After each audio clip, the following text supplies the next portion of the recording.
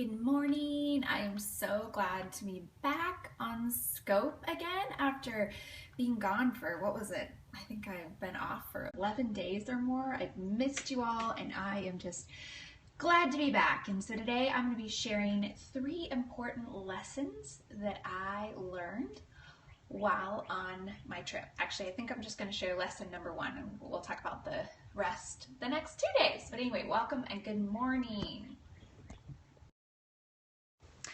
So we were having a PJ scope because I was like, if I don't get on now, I might not get on. So just deal with what we got going on here. I think it's like 5-day-old hair that needs to be washed. But anyway, I have missed you all so much too, and I'm so glad to be home. I got back home at, 10:30 last night and got reunited with my family. It was so nice to be back, and went pretty much straight to bed and then woke up at like 4:50 this morning because of jet lag, and felt like, you know, it was the middle of the day and I was raring to go. So I had a nice quiet morning and got a lot done.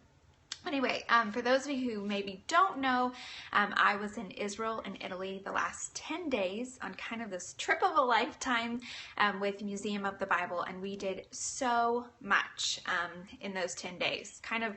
I knew it was going to be a jam-packed trip. I had no idea how jam-packed it was actually going to be, and it was kind of overwhelming, but I wanted to share 3 lessons that I learned, and so the next 3 days I'm going to share 1 lesson each day. So today, the first lesson that I want to share is I learned on this trip that the more I do hard things, the easier they get.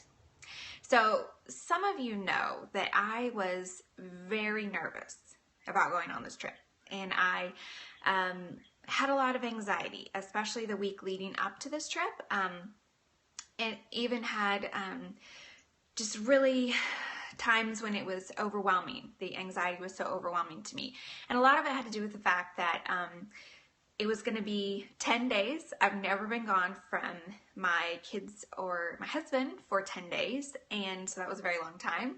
And then it was going to be with about 25 people, most of whom I didn't know, and most of whom were people who have done amazing things with their life. And when I saw the bios, it was kind of overwhelming to me because I felt like I was very out of my league, and these were people who just have, you know, traveled all over the world, won all these awards, met all these incredible people, done all these incredible things. And so it was a little bit, you know, overwhelming to me to think of I'm going to be with these 25 people who I don't know, and we're going to be together for hours and hours and hours and hours and hours.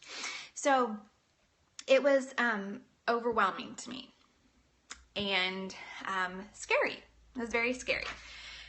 But I learned that the more I do hard things, the easier they get. And so, honestly, I tried 4 times to talk my husband out of having me go. And this was his thing. He really wanted me to go. And I was like, you know, it's 10 days. That's a long time. You're going to have to be all by yourself, you know, taking care of the kids. And that's a whole lot. And are you sure you want me to go? And I really tried to talk him out of it because I was scared. And I was scared, and I knew that, you know, it's maybe easy to go and be in a situation for 1 day or 2 days. But 10 days... that's a very long time. So anyway, I was scared and I was anxious, but I knew that I was supposed to go. And so I said, okay, God, you're going to have to go before me. You're going to have to help me. And we're going to do this. And I'm going to throw myself into it. And I'm going to just give it my all. And I'm going to just, you know, do the best that I can do and have the best attitude that I can have and embrace this opportunity fully. So I read a book on the plane, and I just happened to, I had ordered it. I don't even know where I heard about it from, but it was the book called Presence by Amy Cuddy, and I wish I had it, but I actually ended up leaving it on the trip because I was trying to get rid of some of my luggage so I didn't have to lug so much home.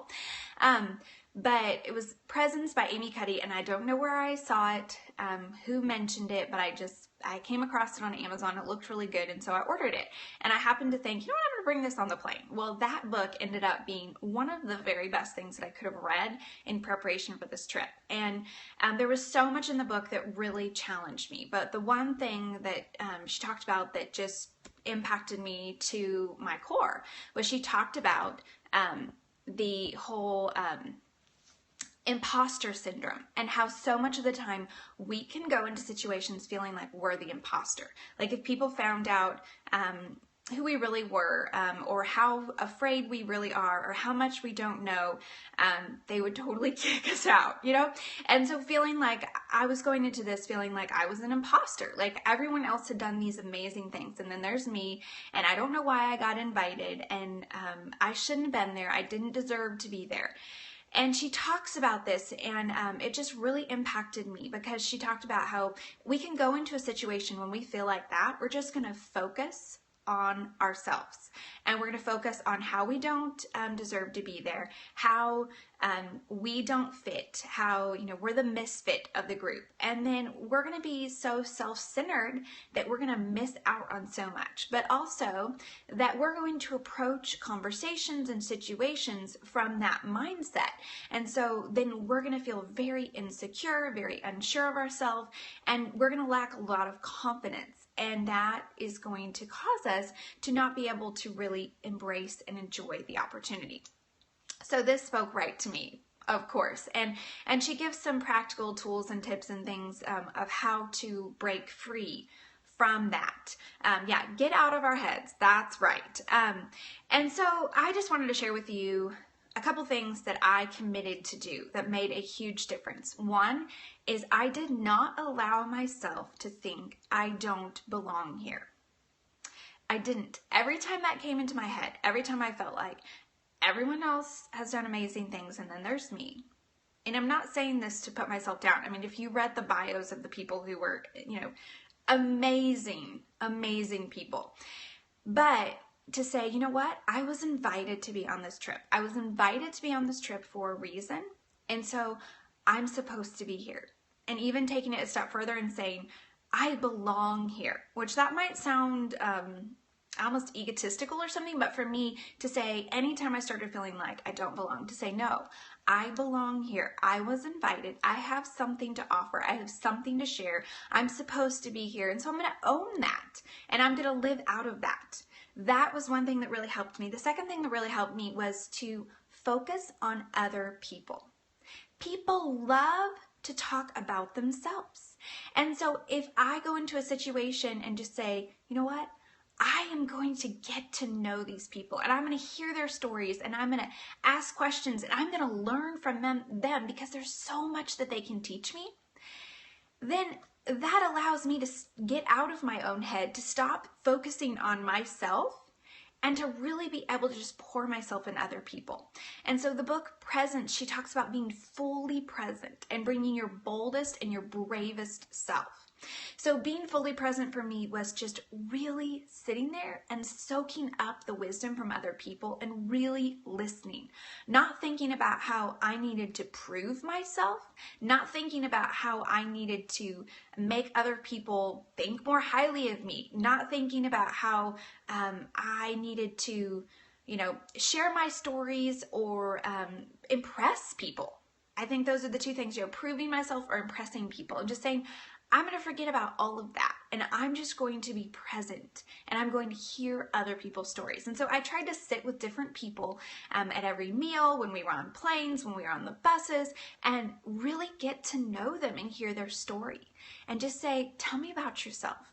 Tell me your story. And then ask follow-up questions and really hear their heart and their story. Some of these people were so different from me and came from such different backgrounds and had very different religious beliefs, theological beliefs, just lifestyles, very different than me. But instead of me thinking, you know, we're so different, but they're not going to even want to engage with me, to say, I'm going to be fully present.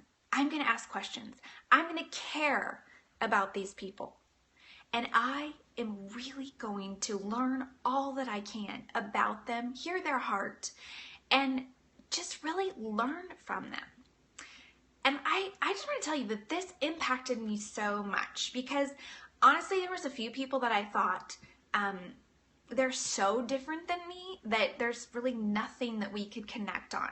And those people ended up, I had some of the deepest, most beautiful conversations, and just really shared, heart things with these people. And it was such a beautiful thing to connect on that deep level, because I said, I'm going to be fully present. I'm not going to worry about trying to impress people. I'm going to show up and I'm going to embrace right where I am. And I'm not going to let myself live under that belief that I don't belong here and I don't deserve to be here. So it was so cool, because the first few days, just really pushing past every single time when I felt like I don't belong here, not allowing myself to camp on that, and instead saying, I am supposed to be here. I belong here, and I have something to offer, whether that's just a listening ear, whether that's just loving people well, whatever that is, that I'm going to be fully present and show up and give it my all. And I learned that the more you do hard things, the easier they get. And it was true. By the end of the trip, I wasn't nervous anymore. I wasn't feeling anxious. And these people who had come in and didn't know it all and felt so out of my league and felt like we were so different, we had such great conversation and laughter and camaraderie, and it was just so beautiful to see that. And so I just want to challenge you in your own life. Are there areas where you are scared, where you're saying, I'm going to just run away from that, make an excuse to not have to step into that opportunity, to not have to leap outside my comfort zone, to not have to do that hard thing because it's hard? Are there areas in your life where you are running from the hard instead of running to the hard? And I'm not saying that we need to, this is my year of rest, and I'm not saying that we need to spread ourselves too thin or do hard things at the expense of our health and our sanity. What I'm saying, though, is, are there areas in your life where you know that you're making excuses? It's something you should be doing, but you're making excuses and you're running away from it instead of running to it, instead of, running through it, instead of embracing that fear and saying, okay, I'm going to just do this. I'm going to push past that fear, and I'm going to face it, and I'm going to punch it in the face, and I'm going to do this hard thing and be fully present and show up and be fully present, because I know this is what I'm supposed to do. There's so much blessing that comes from that, and I'm just so grateful that I went.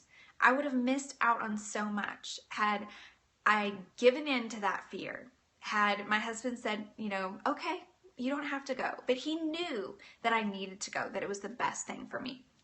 So lesson number 1 was, the more I do hard things, the easier they get.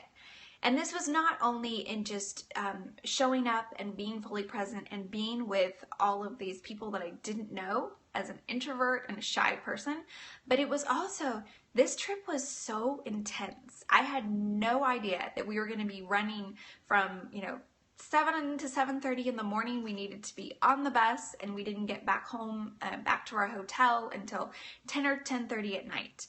And then we'd have, and then we'd wake up and do the same thing all over again the next day. And we were doing a bunch of walking and a bunch of, climbing uphill, and it was different climates, and it would change throughout the day. And sometimes it was raining, and there was just so much that we did every day. And so I didn't even realize that it was going to be that intense. But because I said, I'm just going to show up and give it my all, and I'm going to be fully present, and just take one day at a time. I'm not going to worry about the next day and the next day and the next day. I'm just going to do today well. And I survived. And if I had looked at this trip, 3 months ago, I would have been like, there is no way. There's no way that I could have made it through that intense of 10 days with, by myself, halfway around the world, in all these different situations, some that were awkward and way outside my comfort zone and all that. I would have said there's no way. But I made it. I survived by the grace of God. And so I want to encourage you with that today, that sometimes, the more you do hard things, the easier they get. And by the end of the trip, I felt like I was kind of getting on a roll with this, getting up and pressing through the day and having all these situations and conversations and experiences and just really actually enjoying it. And so the more you do hard things, the easier they get. That's what I want to challenge you with today. And then tomorrow and the next day, I will share the 2 other lessons that I learned. I'll give you a sneak peek. And that one was, I don't have to agree with someone to love them. And the third was that unplugging is one of the best ways to gain perspective. And I'm going to tell you about how I learned that some changes that I'm going to make in my life as a result of this trip, and working less and playing more. So that's coming in the next 2 days. So thank you so much for those of you who were praying for me, for those of you who reached out to me and emailed me and tweeted at me and just were supporting me and being cheerleaders for me in this trip. And thank you for your willingness to let me be gone. I know some of you reached out and said that you really missed me, and that meant so much to me. So anyway, I love you all, and I'm so excited to be back to scoping and back to sharing what I'm learning and how I'm growing and being stretched. And I'll look forward to sharing more from my trip with you over the next 2 days. And I'm also going to be blogging about it on my blog, MoneySavingMom.com, sharing lots of pictures, fun memories, experiences, and just giving you a little peek into what the trip was like. So anyway, I hope that you have a wonderful day, and I will talk to you tomorrow.